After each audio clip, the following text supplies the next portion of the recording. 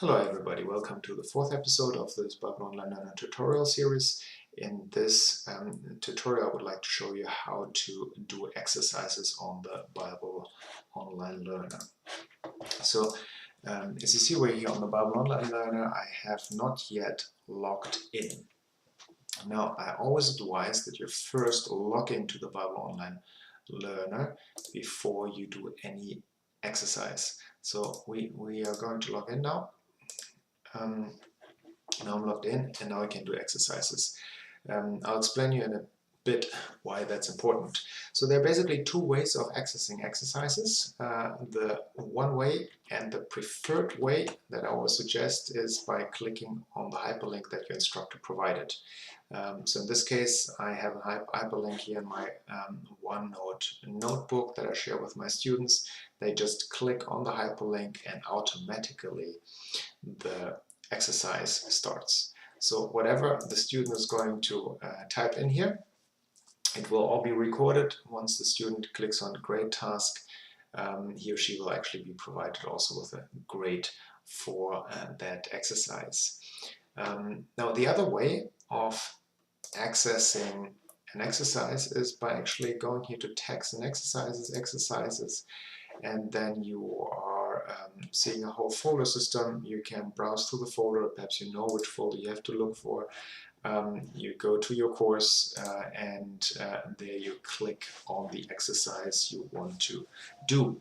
Obviously you have here a couple of options. For example, here an exercise of a Hebrew 2 class, Verba Prime Gutturales, first guttural words. When you click on 5, then it tells you that the exercise presents the student 5 slides of questions. So let's have a look here. We clicked on, let's have a look here. We clicked on 5, and you see here we have 5 slides of questions. 2, 3, 4, and 5. Now, if the student clicks on 10, the student will be provided with 10 slides of questions. So this is what these numbers are about. You can manipulate these numbers if you want. You just go up there into the address and change the number. Let's say you want to have 7, and you just change the number at the end.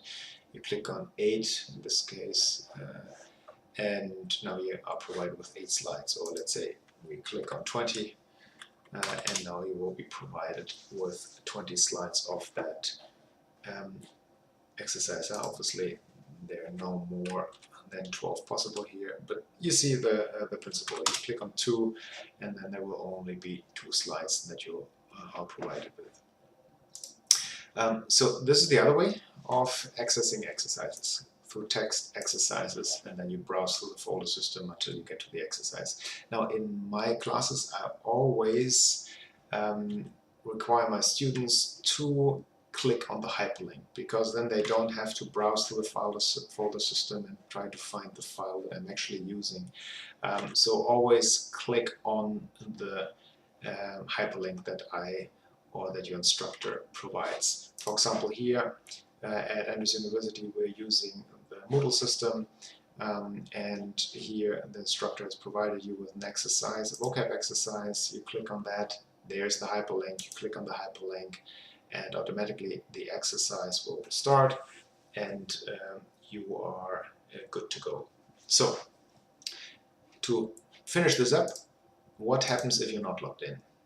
If you're not logged in and you click on an exercise, what happens is that you can do the exercise. That's not a problem.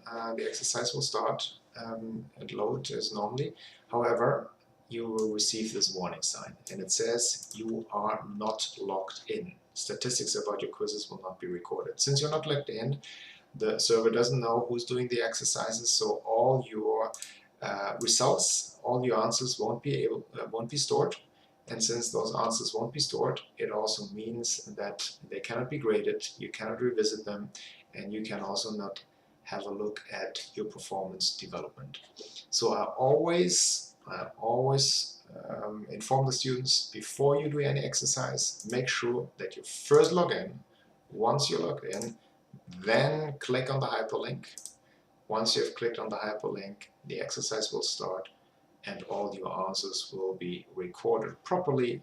Your instructor can grade you, and you yourself can have an overview on your own performance statistics, which is beneficial for monitoring your own learning development.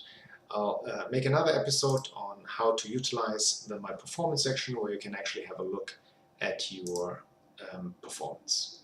I hope that was helpful. See you next time.